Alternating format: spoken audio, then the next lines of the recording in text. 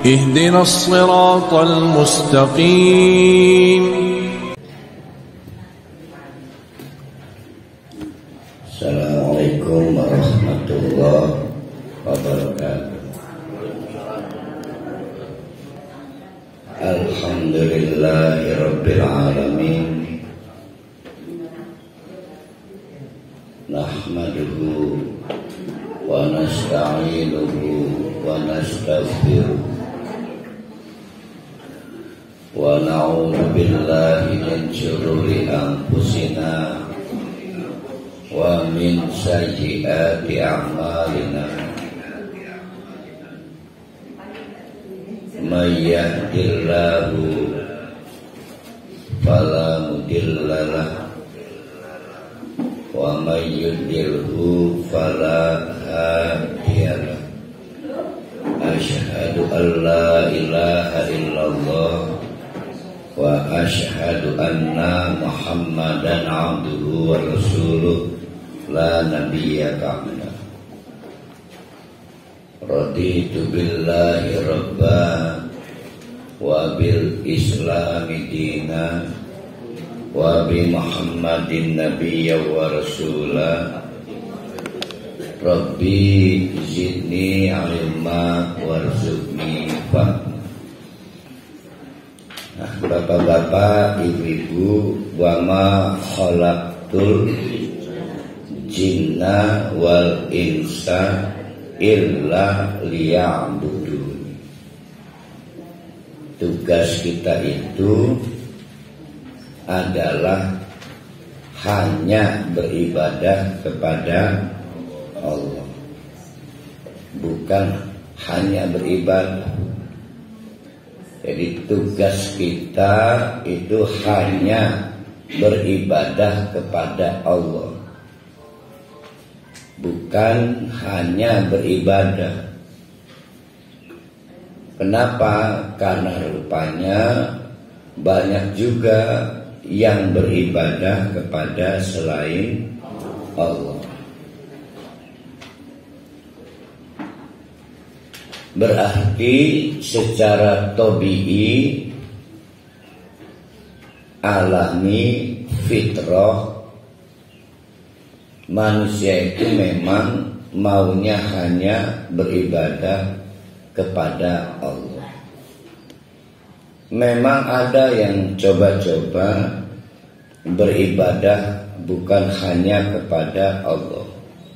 Alhamdulillah sukses, bisa kaya, uangnya banyak. Tapi akhirnya kita bisa melihat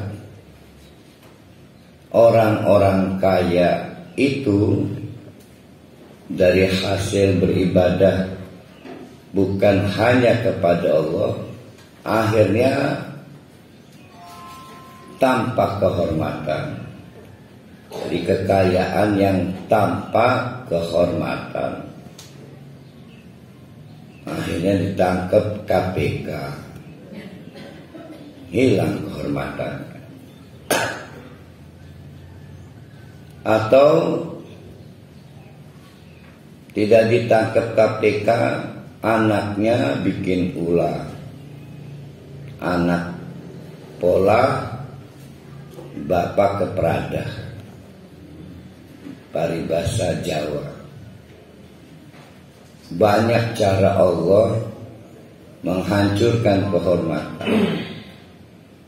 Ada juga yang beribadah kepada selain Allah saking pengennya mencapai kekuasaan.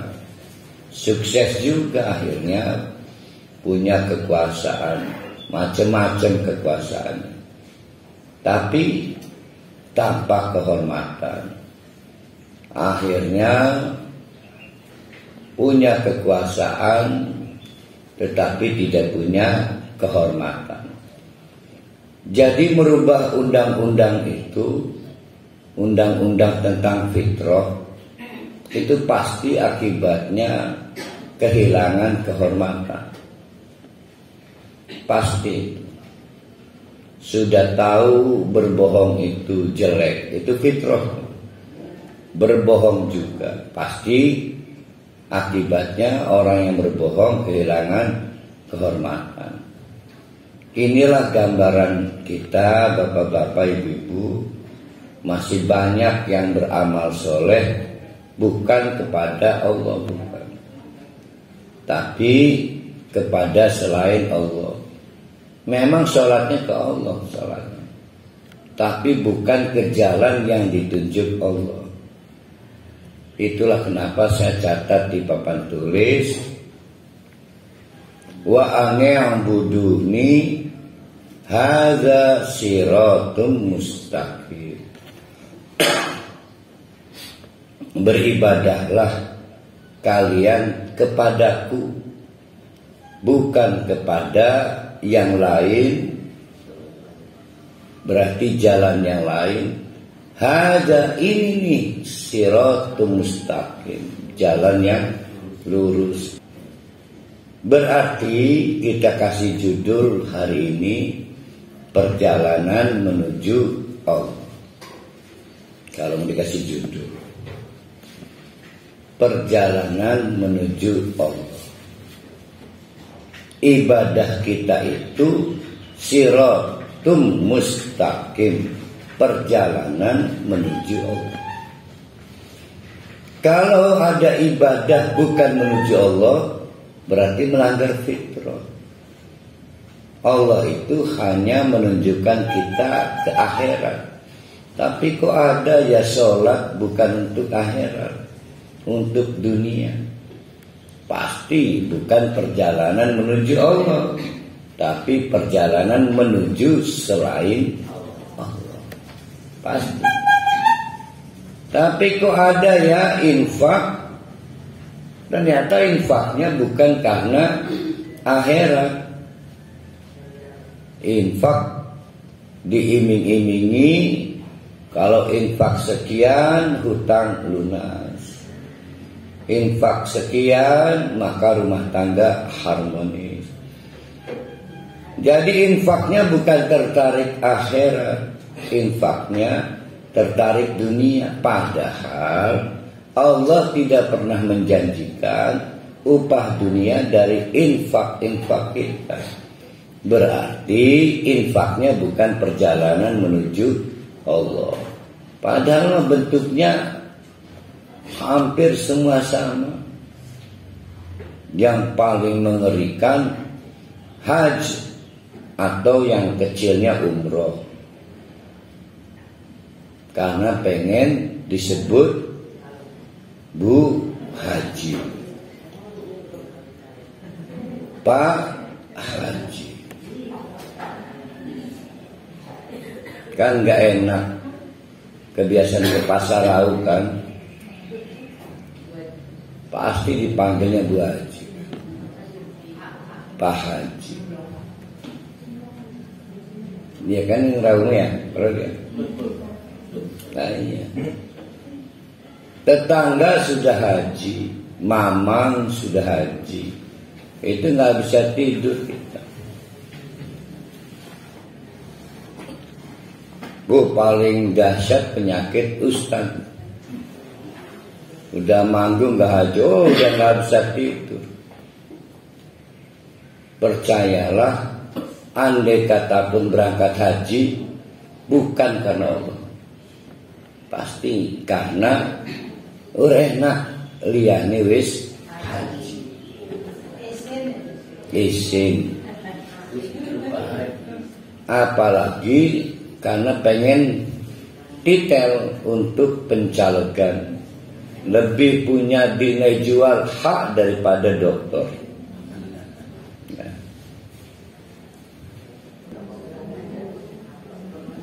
Nah, berarti ibadahnya bukan karena Allah. Nah, kita kembali lagi, wa a'buduni hadza siratum mustaqim. Nah, mau kita kasih judul yang ini ya. Kita kasih judul ini, bukan ya. perjalanan menuju Allah. Wah, Mas Ali nggak lihat bacanya ini kemana ya? Oh wes. Ada setahun aja. Ada tanda-tandanya datang dan tidak datang itu ada tanda. Agak itu datang ya. Kalau umroh panas nggak datang ya. Yang pasti dari ayat itu beribadah kepada Allah itu perjalanan. Perjalanan menuju Allah. 3 hal yang harus diingat kita. 1, perjalanan menuju Allah itu sangat panjang. Sementara usia kita sangat pendek. Yang pertama, perjalanan menuju Allah itu sangat panjang, sementara usia kita sangat pendek, sehingga tidak mungkin bisa tercover. Yang kedua, perjalanan menuju Allah itu sangat berat, mendaki, sementara kita sangat lemah, ya, sangat lemah. Sebentar kena masuk angin sudah sulit. Yang kena stroke sholatnya udah nggak bisa sempurna. Kena katarak atau rabun sudah nggak bisa baca Quran. Dengkak balik. Sudah nggak dengar ada, lemah kita. Yang ketiga, perjalanan menuju Allah itu sangat berliku, sehingga banyak yang tergelincir, termasuk Nabi Adam. Sementara kita sangat rentan lupa dan lalai. Jadi perjalanan menuju Allah ada berapa sifat itu? 3 sifat.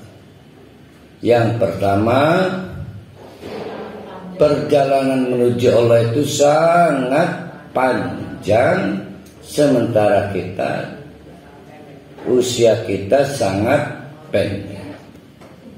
Yang kedua, perjalanan menuju Allah itu sangat berat, mendaki, sementara kita sangat lemah. Dan yang ketiga, perjalanan menuju Allah itu sangat berliku, licin, dan kita sangat rentan lupa dan lalai. Nah, perjalanan itu tentu ada rutenya. Yang mau ke Pontang bisa rute Tirtayas Ciruas, bisa rute Warung Jaut, bisa rute Keramat Watu, bahkan bisa rute Pulau Ampel, bahkan bisa rute Karanganyar. Banyak rutenya. Dan rute perjalanan menuju Allah itu bisa lewat sholat, bisa lewat infak, umroh, haji, seluruh amal soleh. Bapak-bapak, ibu-ibu itu rute perjalanan menuju Allah. Berarti hampir dapat dipastikan tidak ada itu amal soleh yang bukan untuk Allah, itu tidak ada. Oleh karena itu, bapak-bapak, ibu-ibu, diperlukan bekal untuk perjalanan ini. Bekal pertama namanya al-ilmu.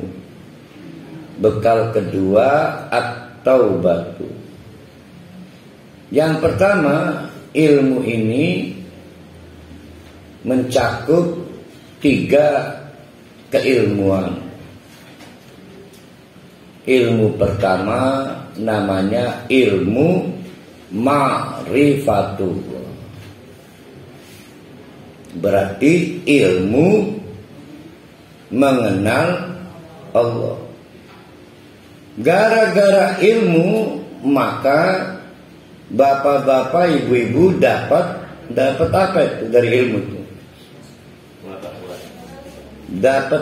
Cuma dapat tahu. Ilmu hanya memberi tahu. Ilmu tidak memberi paham. Ilmu juga tidak memberi yakin. Batas ilmu itu hanya memberi tahu. Pastilah melalui kajian Ramadan, bapak-bapak, ibu-ibu punya pengetahuan siapa Allah.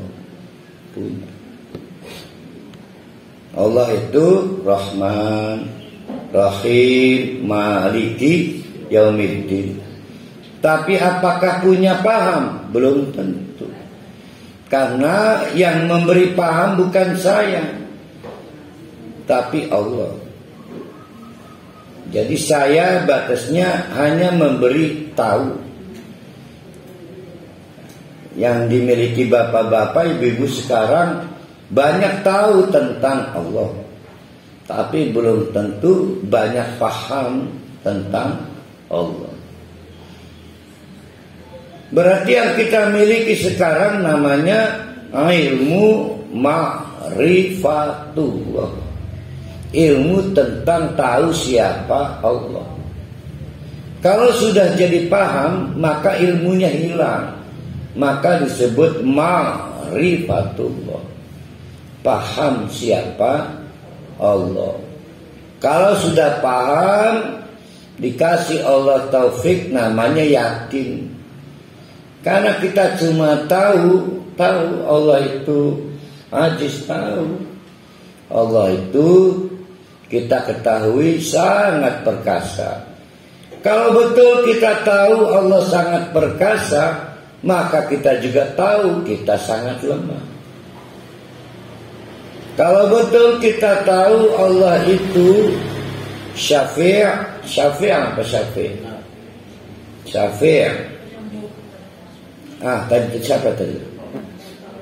Bukan embuh, penyembuh. Nah, benar tuh. Iya, kejaban itu ya. Allah penyembuh, berarti kita tahu dokter cuma memberi obat. Tidak pernah dokter memberi sembuh. Jadi kita datang pada dokter minta obat, tidak pernah kita minta sembuh pada dokter. Kita minta sembuh hanya kepada Allah. Kita tahu itu, tahu. Paham? Belum tentu. Nyatanya kita tidak pernah ingat Allah pada saat kita nyari obat ke dokter. Baru datang pada Allah setelah capek nyari obat atau berobat kepada dokter. Bedakan antara berobat dengan mencari kesembuhan. Fa idza maritu fa huwa yashfin. Kalau saya sakit, dokter, mantri, termasuk mantri Asep, tahu majelis mantri Asep. Nah, Pak Taufik Nuriman ke sana terus langganan Citra sana. Itu hanya batasnya memberi obat. Yang memberi sembuh Allah. Nah itu tahu. Ternyata pahamnya susah. Baru ingat Allah kalau sudah buntu. Kok bisa begitu? Karena tidak punya yakin. Kalau yakin belum tentu kita ke dokter. Belum tentu. Doa kita itu bisa memberi sembuh anak kita bahkan sebelum kita mencari obat ke dokter. Masa ya Ustaz, dia salahnya sendiri, nggak yakin. Kalau yakin, maka cara orang berdoa berbeda. Nah, itu contoh bahwa kita itu punya tahu, belum tentu punya paham. Dan lebih lagi sangat tidak otomatis punya yakin. Tapi alhamdulillah sekarang kita punya pengetahuan tentang siapa Allah. Nah, minta kepada Allah, banyak tahu kita tentang Allah itu berubah jadi banyak paham. Tidak ada yang bisa memahamkan kecuali Allah. Ya. Nah, nanti berubah namanya ma'rifatullah. Ya. Sekarang ini kita punya namanya, sekarang ini ya, ilmu ma'rifatullah. Nah, ini dapatnya tahu.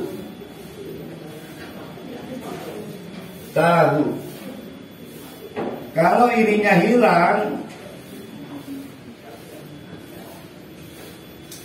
maka menjadi kenal atau paham.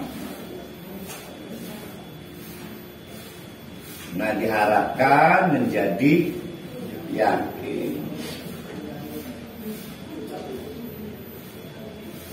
Mudah-mudahan kita jadi kenal, jadi yakin.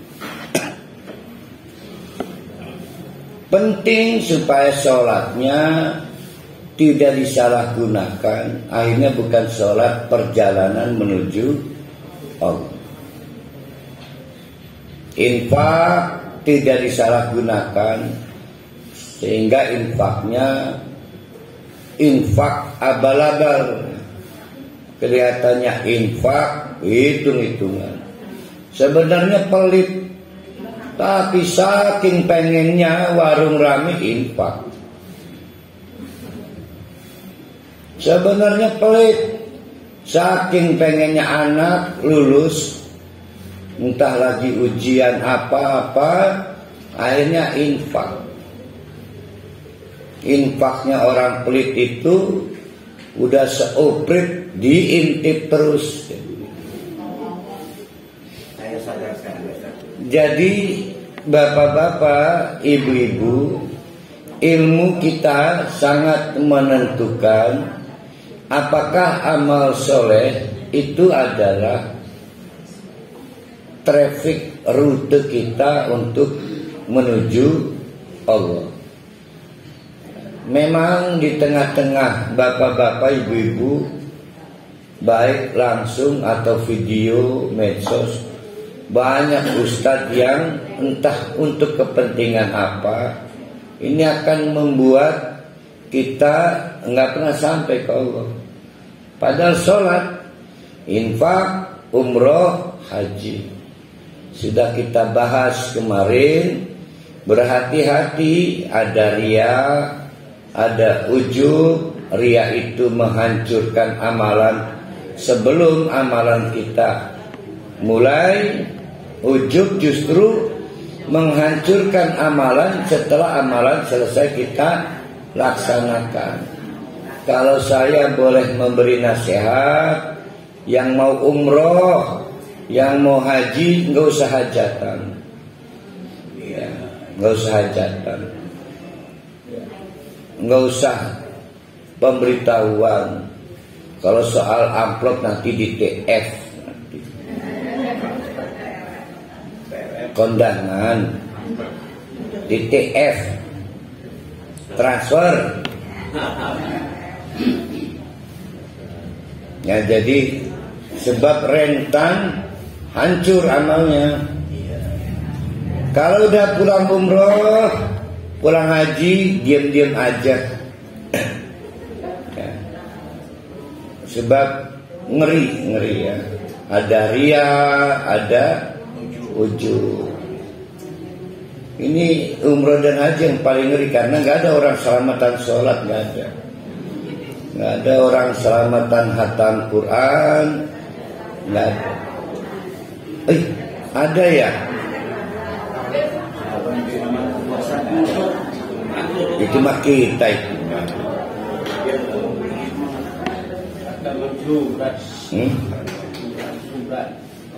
Bukan. Alhamdulillah telah hatam, mengundang tetangga, enggak. Yang kedua, ilmu tentang hak-hak Allah.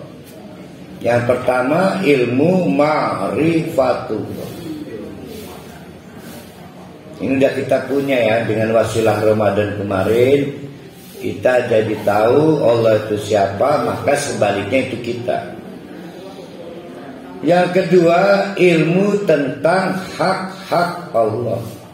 Ketahuilah ibu-ibu, bapak-bapak, sholat itu hak Allah. Maka jadi kewajiban kita. Infak hak Allah, maka jadi kewajiban kita. Yang paling populer puasa. Puasa itu hak Allah, maka jadi kewajiban kita. Mana disebut Allah itu hak, maka pasti jadi kewajiban kita. Jadi nggak perlu tawar-menawar. Ya Allah, saya sudah sholat, tapi kok belum juga cantik. Lalu digawe nur ayu, jadi pengen ayu. Ya.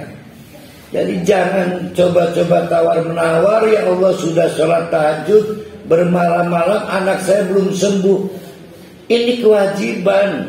Kalau tawar-menawar itu hak. Jadi kenali ilmu tentang hak-hak Allah. Nah sekarang ilmu tentang hak-hak Allah. Hak Allah itu kita sholat, itu hak Allah. Kita puasa, hak Allah. Infak dan seluruh amal-amal soleh itu hak Allah. Contoh, man kana yu'minu billahi, sinten-sinten kang beriman kepada Allah, wal yaumil akhir, dan hari akhir, fal yukrim jarhu, maka muliakanlah tetanggamu. Berarti memuliakan tetangga hak Allah. Sebetulnya enek ke tetangga, udah pelit gak ketulungan. Kalau bukan karena hak Allah, saya gak mau menghargai tetangga saya. Jadi ramah baik pada tetangga itu bukan like dan dislike, bukan like and dislike, tapi karena memenuhi hak. Walaupun tidak senang apa daya, saya punya kewajiban dan Allah punya hak. Salat tahajud hak Allah bukan? Hak Allah, bukan karena kita anak lagi sakit, bukan karena kita lagi hajat. Kenali hak-hak Allah. Yang ketiga, ilmu tentang diri kita.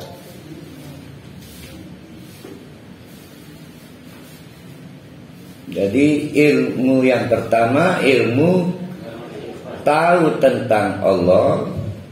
Yang kedua, tahu tentang hak-hak Allah. Yang ketiga, tahu diri. Tahunya bapak-bapak, ibu-ibu, diri sendiri ini, kita ini pasti muda, tua, besar, kecil, cakep, jelek, wadon, lanang. sekitar fisik. Yang kita bicarakan ruh.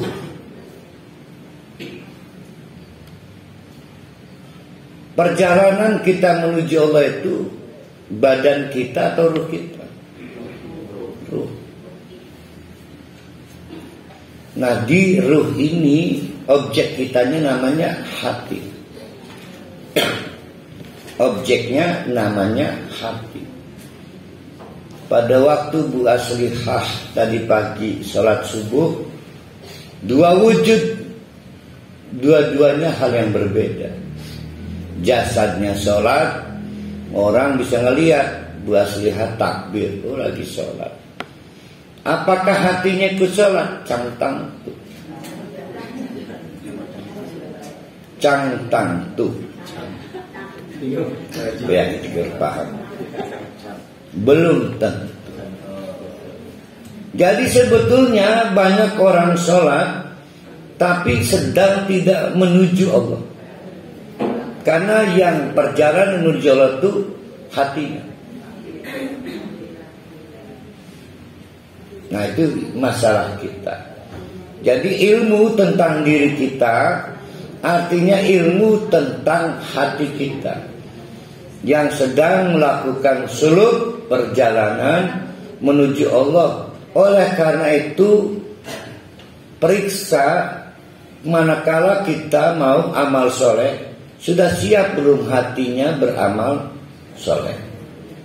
Tadi pagi sholat, hatinya sholat enggak. Jangan tertipu. Kadang-kadang sholat bukan hati, tapi mirip, namanya hawa nafsu. Siapa yang kemarin sedang broken? Oh, wakal sholat tahajud kan? Kelihatannya hatinya itu hawa nafsunya. Nangis. Dikira pikir emang hawa nafsu enggak punya tangisan. Dia sholat malam karena hawa nafsunya pengen, amarah di hatinya padam. Dia lagi marah, suaminya lagi ngerang lebay misalnya. Oh, nangis, tapi hawa nafsunya. Hatinya emang gak berjalan sholat. Jadi ada bias, beda tipis antara hawa nafsu dengan hati. Beda tipis. Ya, semua dalam satu lingkaran itu. Tahunya dari mana Ustaz? Gampang. Itu sholat tahajud untuk siapa? Hak Allah atau karena pengen suaminya berhenti main perempuan? Kalau sholat tahajud karena suaminya main perempuan, maka itu hawa nafsunya itu, bukan hatinya. Hati kita kalau sehat pasti hanya mau pada Allah, peduli keadaan duniawi apa. Jadi hati-hati, bias, beda tipis. Ada hati, ada syahwat, ada hawa nafsu. Makanya kalau lagi miskin jangan banyak sholat, banyak kerja. Nanti sholatnya karena pengen uang, banyak kerja. Kenali diri kita, bahwa diri kita itu ada jasad, ada hati. Sholat, maka tangan takbir itu jasad. Allahu Akbar. Apakah hatinya sudah hanya membesarkan Allah? Tentu, belum tentu. Ternyata lebih besar urusan anak pengen lulus sekolah. Tahu dari mana? Sholatnya juga karena pengen anaknya lulus sekolah. Jadi sudah bertakbir tapi hatinya belum bertakbir. Dan lain-lainnya. Yang paling rumit itu infak. Oh, rumitnya gak ketulungan. Kita ini dasarnya pelit, bakhil. Sehingga andai kata mau infak, dua kemungkinan. Satu, orang enak karena baturus infak. Yang kedua, mudah-mudahan Allah membalas sekarang di dunia. Jadi apa? Ya ini ustaz-ustaznya kan begitu ya. Ulang tahun infak.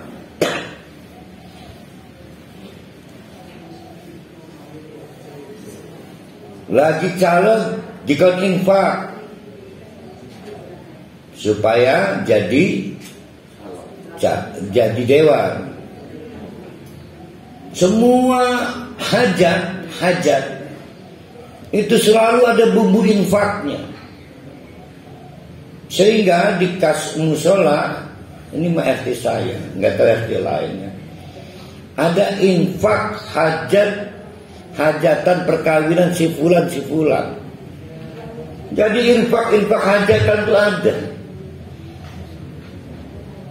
Rupanya ini infak takut hajatannya nggak lancar,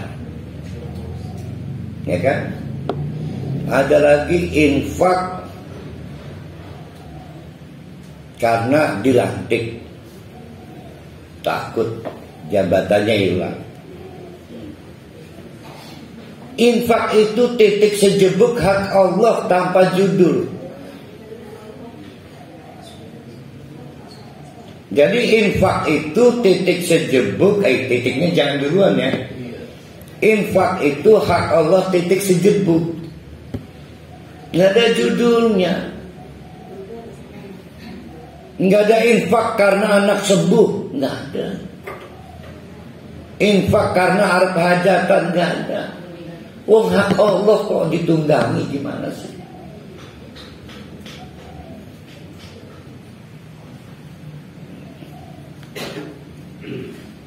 Yang merubah-rubah konten hak itu namanya hati. Hati kita kotor. Nah maka kita bisa tersesat jalan. Dipikirnya kita ahli ibadah, ternyata bukan. Jalan kita bukan jalan menuju Allah. Dipikirnya kita punya pahala, ternyata terbakar karena ria, atau terbakar malah timbulnya dosa. Dosanya dosa apa itu? Orang sholat lalu ujub. Suatu hari ada ahli ibadah bersama anaknya, ini kisah nyata. Tapi saya lupa, ini kisah Timur Tengah. Ayahnya ahli ibadah dan pingin anak remajanya napak tilas pada ibadah ayahnya. Maka setiap kali i'tikaf anak remajanya dibawa. Ayahnya senang anak remaja mulai bisa menikmati i'tikaf. Sampai suatu hari anaknya bingung. Bersama dirinya di masjid yang besar itu ada yang sedang tidur, ada yang sedang cuma bersandar, ada juga yang zikir, baca Quran. Maka ini anak ini bertanya pada ayahnya, Abi, kasihannya kenapa itu kok cuma tidur-tiduran? Maka dijawab oleh ayahnya, tidurmu lebih baik daripada pertanyaanmu. Tidurmu lebih baik dari pertanyaanmu. Karena pertanyaan anaknya itu berarti ujub, berarti congkak, membanggakan diri, mengkonfirmasi. Itu orang di masjid kok tiduran aja ya. Lihat saya, remaja sekalipun saya sudah beribadah. Itulah ujub. Maka kata abinya, tidurmu lebih baik dari pertanyaan. Pernah begitu nggak itu? Pernah nggak? Saya paling sering itu. Kadang-kadang mati isu wong Jordi kesin ya. Wis tuwe je pepetanan mendingan salah kan. Itu dua dosa timbul. Dosa pertama membanggakan diri. Dosa kedua merendahkan orang lain. Dosa pertama disebut ujub, dosa kedua disebut kibr. Itu jasad apa hati itu? Hati. Maka disebut amalan hati. Saya paling sering itu. Nggak tahu para hal itu paling sering gitu. Saya mah paling sering. Nah makanya nanti yang kedua bekal kita, yang pertama ilmu, yang kedua at-taubah. Nah itu masuk. Nah jadi perjalanan kita menuju Allah melalui trafik amal soleh kita butuh bekal. Yang pertama ilmu, yang mencakup 3 keilmuan. Ilmu pertama, ilmu tahu siapa Allah. Kita harapkan ilmunya naik level dari tahu jadi kenal, dari kenal jadi yakin. Ilmu kedua, ilmu tentang hak Allah. Dan ilmu ketiga adalah ilmu tentang diri kita. Nah sekarang bekal kedua at-taubatu. Pastilah bapak-bapak ibu-ibu paling terampil tobat di ujung kegiatan. Setelah tahu ternyata kita ini besar pasak daripada tiang, sudah panjang usia, amal sedikit. Oh banyak dosa kita. Tobat Allah, tobat. Padahal tobat itu adalah kita tobat karena akan melaksanakan amal soleh. Dan kita tobat karena mengakhiri amal soleh. Jadi tobat itu ada di 2 perkara. Yang pertama karena suatu amalan akan kita kerjakan. Yang kedua karena amalan telah selesai kita kerjakan.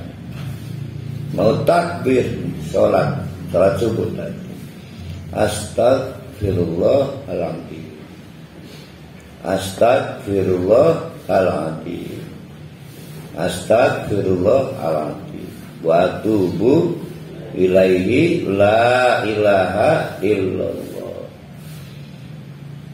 Takbir. Setelah 2 kalimat salam, istighfar lagi. Sehingga amal soleh itu terkepung dari tobat ke tobat. Nabi Adam, Nabi Ibrahim bersama anaknya ngerehab Ka'bah bersama Ismail. Selesai merehab, setelah petaka banjir, kan istighfar. Kenapa? Di awal ada riya, di ujung ada ujub. Maka tobat dengan istighfar itu memastikan, ya Allah, lindungi saya dari setan yang membawa penyakit riya. Karena mau sholat. Dan selesai sholat, ya Allah, saya ini tidak punya daya, tidak punya upaya, khawatir ada ujub di ujung amalan. Maka istighfar lagi. Karena seluruh amalan kita perjalanan menuju Allah. Ya. Kita nggak mau salah traffic. Jadi saya ingatkan lagi, sifat perjalanan ada 3. Perjalanan menuju Allah itu sangat panjang, sementara usia kita sangat pendek. Perjalanan menuju Allah itu sangat berat, sementara kita sangat lemah. Dan perjalanan menuju Allah itu sangat berliku, licin, sementara kita rentan lupa dan lalai. Maka yang ketiga, ketahuilah ada penghancur perjalanan.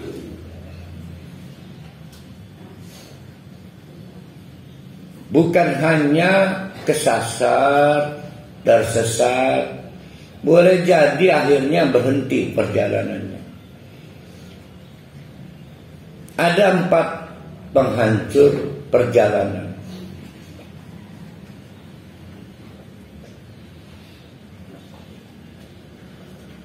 Yang pertama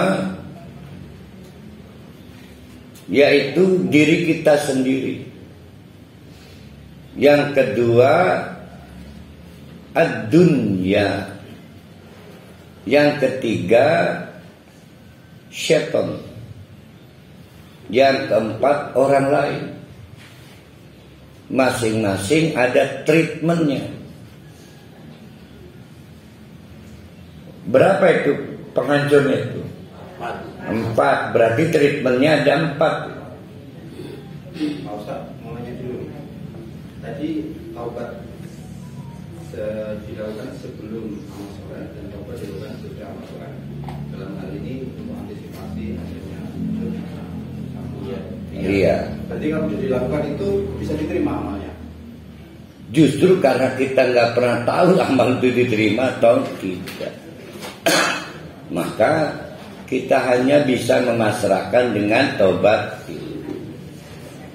Jadi saking gugupnya maka kita titipkan pada Allah, ya Allah, mudah-mudahan amal ini diterima. Saya beristighfar kepadamu.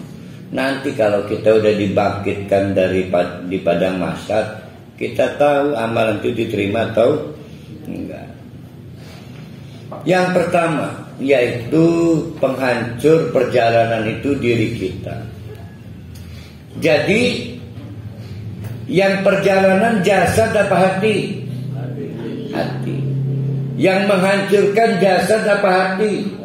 Hati.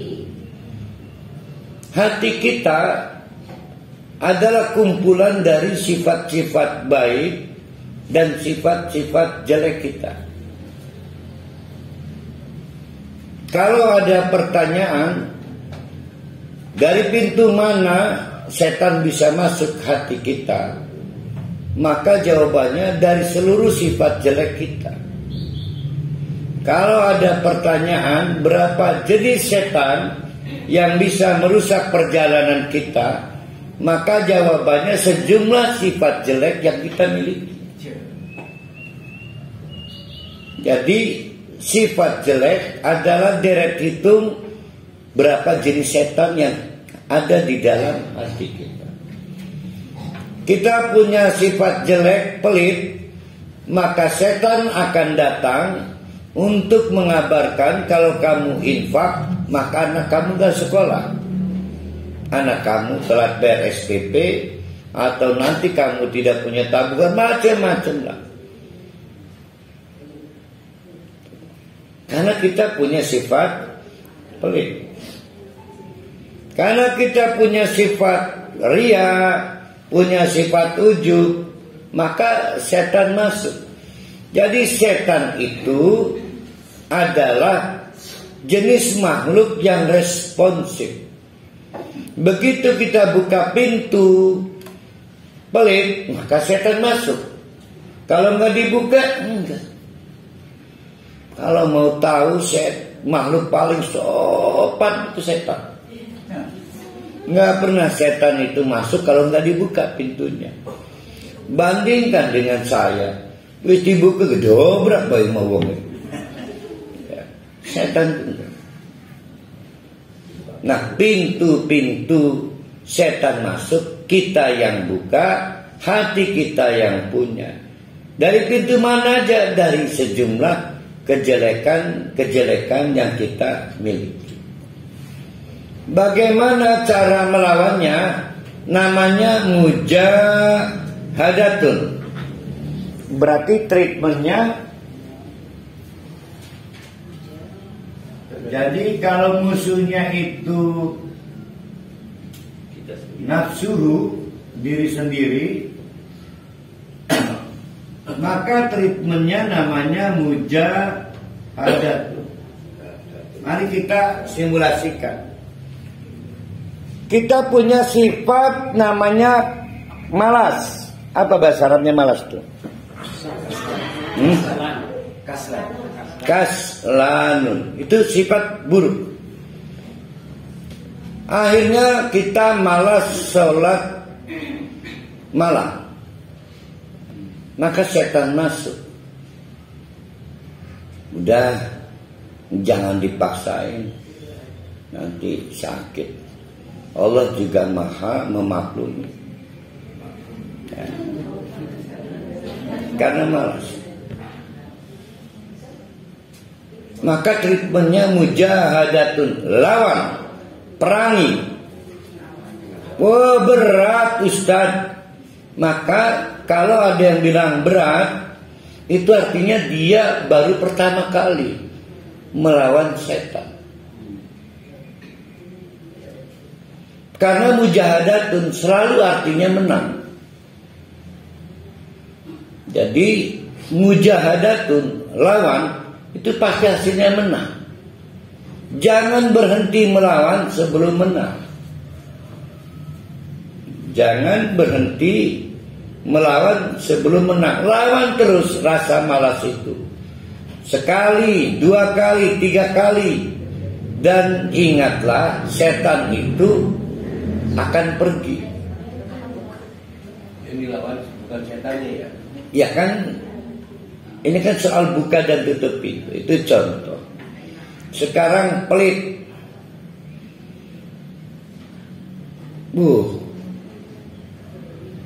Infak. Karena pelit, banyak ornamennya. Lawan. Tapi setan datang lagi. Oh, kamu salah sasaran. Akhirnya ilfil. Maka cerita, ikutan infak enggak? Enggak, saya ragu. Untung saya enggak, merasa ada benarnya. Terus akhirnya gagal infak. Yang benar lawan terus sampai menang. Jadi kesimpulannya, yang bisa memenangkan kita sehingga sholat, infak, umroh, dan seluruh amal soleh kita itu tidak dirusak oleh penyakit hati, ya diri kita. Caranya lawan dan lawan sampai menang. Yang kedua yang merusak namanya ad-dunya. Oh, ini paling gila. Saya mau nanya ke bapak-bapak, ibu-ibu, dunia ini milik siapa? Milik Allah. Sebegitu dunia dan segala isinya milik Allah, Allah saja nggak ngelirik ke dunia, saking tidak tertariknya. Maka Allah mengiming-imingkan surga, ada sungai dan segala macam warna-warninya. Artinya Allah cuma melirik ke surga. Lah kita bukan pemilik, itu ngototnya ke dunia. Kayak iya nih kono. Sehingga seluruh daya upaya untuk dunia, nipu, korup, jambak-jambakan, sampai sholat untuk dunia, infak untuk dunia, sampai lu ngehaji karena dunia. Dari cara jahat sampai seolah-olah lagi ibadah. Luar biasa pesona dunia ini. Jadi dunia itu digandrungi oleh orang yang tidak mau ibadah dan orang yang kelihatannya lagi ibadah. Ya kan akhirnya kan. Jadi punten yang lagi rajin sholat, lihat TV, itu yang ditangkap KPK, malu-maluin. Udah gak sholat ketangkep KPK lagi. Lebih memalukan lagi kita rajin sholat gak jauh urusannya dari dunia. Dunia adalah perusak. Ustaz, kalau begitu bagusan orang yang sholatnya standar, tambah lagi konyol lagi kan. Jadi sholat hak Allah, titik sejenuh. Yang ketiga adalah orang lain, perusak. Saya lupa bagaimana treatment untuk melawan setan, yaitu istighfar. Gak ada lagi. Ta'awud, a'udzubillah minasyaitonir rajim. Mujahadah dilawan pikiran kita itu. Nah, males itu kan bahan-bahan pikiran. Lawan. Yang kedua dengan isti'adah. Istighfar, isti'adah. A'udzubillahi minasyaitonir rajim. Yang ketiga, rintangan perjalanan perusak adalah orang lain. Berarti manusia nih. Berarti kalau saya, istri saya itu orang lain. Bajah Neneng suaminya, Pak Haji Rusdi, Bajah Eha itu orang lain. Ibadah kita rentan dirusak orang lain. Kawan di sebelah kita paling berpotensi merusak. Kalau begitu siapa yang merusak? Yaitu orang lain yang tidak senang kita ke surga. Dia yang menggagalkan infak kita, dia yang menggagalkan sholat kita, dia menggagalkan umroh kita. Semula umrohnya bagus karena hak Allah. Istrinya ngebisikin, Pak, jangan lupa minta wiridan. Siapa tuh anak kita ketolong. Berangkat, terus tambah semangat umroh. Umrohnya bukan karena hak Allah, karena ada hajat. Rusak tuh. Kok istri salah? Karena kalau orang lain nitip nggak digubris, giliran istri kan pasti digubris. Maka treatmentnya disebut auzlatun. Auzlatun. Nah ini berarti ini siapa tadi di sini? Dunia atau syaitan selama ini dunia kan, kok bisa ke setan tadi? Karena ada empat. Bukan. Satu diri kita, dua dunia. Ini dari dunia ini. Kalau dunia dari treatmentnya apa? Nah iya tuh bagus kan, ada pertanyaan kan. Nah kita kesini dulu nih. Anas, orang lain, maka auzlatun. Ini juhudun. Juhud, batasi diri tentang dunia itu. Bukan gak boleh kaya, batasi kekayaan, hanya berhenti di kekayaan. Pengen kaya, kerja keras, jangan sholat. Ini mah sholat pengen kaya, lah kelekan Cina kan. Jadi batasi dunia, jangan merusak ibadah. Macul sing wekel. Orang juhud itu bukan gak mau kerja, fokus kerja, sehingga tidak mengganggu ibadah. Fokus ibadah sehingga gak merusak kerja. Kalau dunia itu, kalau sekarang orang lain, ujlah, pilih-pilih teman, ujlah. Jangan berteman dengan yang tidak mengantar kita ke surga. Menikah pukullah terus benar sebenarnya. Ujlah itu kan menyepi, menyendiri. Ujlah. Ternyata Rabi ini perusak pegang. Nah itu ujlah. Berarti harus berani putus hubungan. Ustaz, dia yang paling kaya di keluarga kami. Nah itu bedanya. Jelas. Si orang kaya yang baik hati itu ternyata nggak pernah mendorong kita ke surga. Jelas. Putus hubungan. Dengan resiko tidak ada bantuan. Resiko yang paling berat itu tersesat jalan menuju Allah. Tersesat jalan.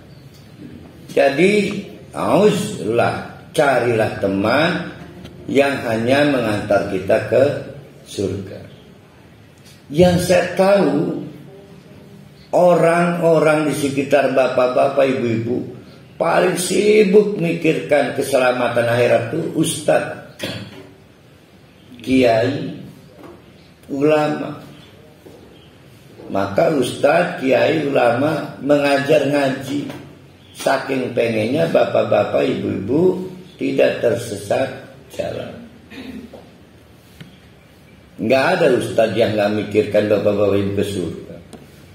Misalnya ada ustadz supaya bapak-bapak ibu jadi wali kota. Apa pengajar ngaji, beda urusan.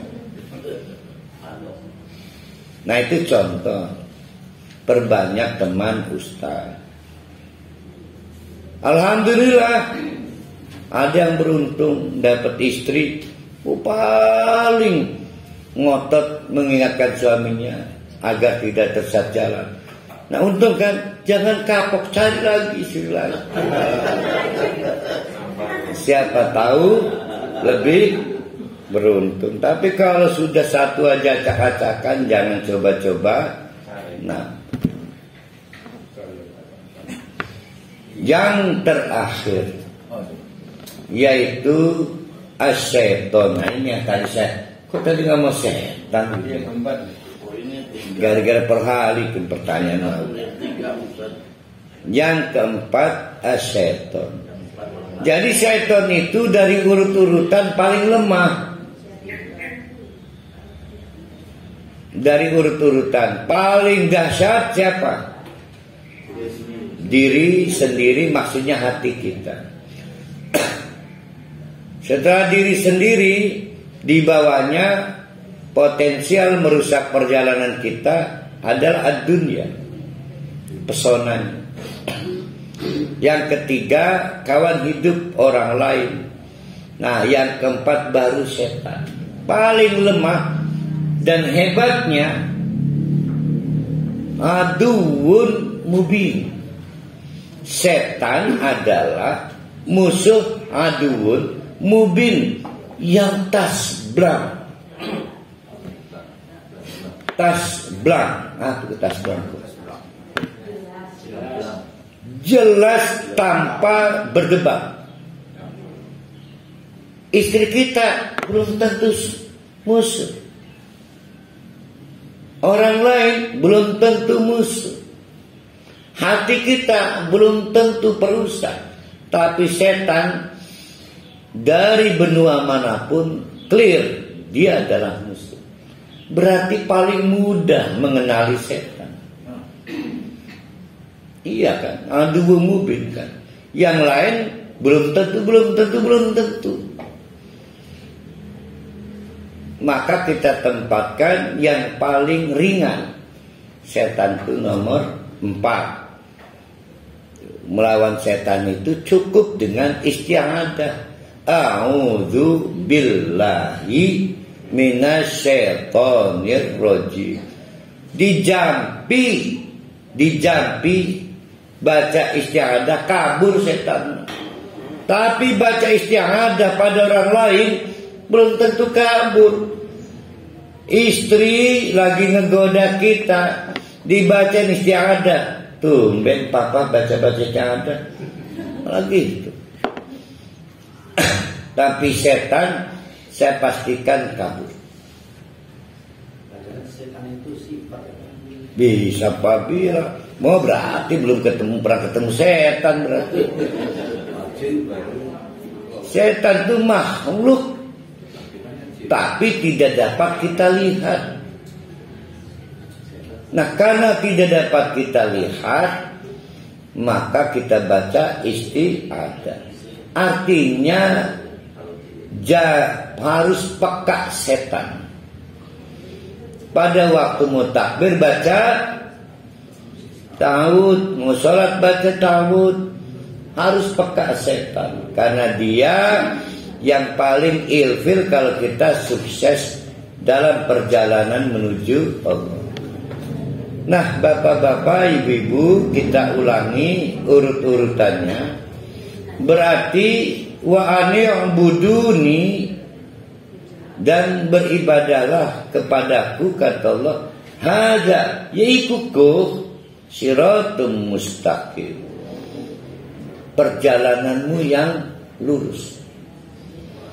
Berarti semua ibadah kita adalah perjalanan menuju Allah. Nah, karena dia perjalanan menuju Allah, maka disifati 3 sifat. Yang pertama, perjalanan menuju Allah itu sangat panjang, sementara usia kita sangat pendek. Bahkan lebih apes lagi, saya ulangi, kemarin 4 Mei, belum lama nih, saya ulang tahun. Berarti usia saya 51. Bukan, belum lama dari ulang tahun itu, masih bisa ngirim kado, Mas. Kue Ambonnya belum dikirim. Belum. Biasanya ada kue Ambon, pempek, Aksi gimana Kemal? Dimsum. Dari 51 tahun, paling best praktis saya 5 tahun. Berarti saya defisit usia 45 tahun. Itu aja udah sulit. Saya mempertanggungjawabkannya. Tapi lebih fatal lagi, kita beruntung Haji Rusdi udah 70. Yang tadi malam meninggal pada jam 9.55:83. Kita belum tentu. Semua belum tentu, maka disebut usia kita sangat pendek. Sementara ruh sejak diciptakan 50.000 tahun yang lalu akan ditentukan oleh Allah mana yang ke neraka khalidina fiha dan mana yang ke surga selawas-lawase. Jadi fokus pada ruh, fokus ya. Bahwa nanti ada jasadnya mati itu broken, bangke, rusak. Tapi ruh kita harus dipikirin di alam kubur kayak apa nih. Maka sholat jangan meninggalkan ruh. Jadi lamun durung bebalik ruhnya aja salah. Lamun kita makan si Intan tangi, oh mama belum kembali katanya, yang biasa juga itu ruhnya. Mulai belajarlah kenali ruh kita sendiri. Nah, diri kita ini ada ruhnya. Maka sholat dengan ruh, infak dengan ruh. Ada orang infak kayak TF doang, kegiatan donasi, ruhnya nggak ikut infak. Akhirnya kayak peristiwa teller, tukang pindah saldo, mutasi dan sebagainya. Karena ruhnya tidak terlibat. Jadi mulai libatkan ruh. Kenali kita ada badan, ada ruh. Perjalanan menuju Allah juga sangat berat, sementara kita ini sangat lemah. Stroke, sudah nggak bisa sempurna sholatnya. Miskin terlambat, sudah nggak bisa infak lagi. Kemarin punya uang, kenapa nggak infak? Kemarin sehat, kenapa nggak ibadah? Kemarin belum katarak, kenapa nggak gemar baca Quran? Kita ini lemah. Sementara perjalanan pada Allah juga sangat berkelok, licin. Sementara kita rentan, lupa, dan lalai. Nah, lupa dan lalai ini adalah peluang setan masuk. Sehingga kita butuh bekal. Ada bekal ilmu, ada bekal taubat. Ingat taubat ya, bukan taubat karena dosa besar ya. Ini bukan taubat yang anibu, ini taubat mengawal amalan. Jadi membiasakan setiap mau amal soleh dikepung oleh dua taubat. Kita beristighfar sebelum sholat dan beristighfar setelah sholat. Semua amalan. Nah, barulah kita kenali ada 4 rintangan. Paling tinggi diri kita sendiri, yaitu pintu-pintu hati jelek yang memang ditunggu setan karena kita buka pintu. Yang kedua, ad-dunya, orientasi kita. Bahwa dunia ini hanya bisa kita dapat dengan kerja keras. Amal soleh semua untuk akhirat. Jangan salah tempat. Semua kerusakan itu karena salah tempat. Wong lagi di rumah kok ngebayangkan perempuan lain. Ya gak enak lihat istri sendiri. Saya lagi di rumah ngebayangkan Cindy Laura. Karena saya nonton di Bali dengan Ka'bah kan Cindy Laura. Waktu Palung kan. Gara-gara nonton Gosip Mahal ini sama Febrian. Ngelihat istri lagi tidur bandingkan dengan Malini. Salah. Salah tempat. Semua karena salah tempat. Yang ketiga yaitu orang lain. Maka biasakan putus hubungan. Ya, harus berani putus hubungan, namanya uzlah. Dan terakhir yang paling lemah namanya setan.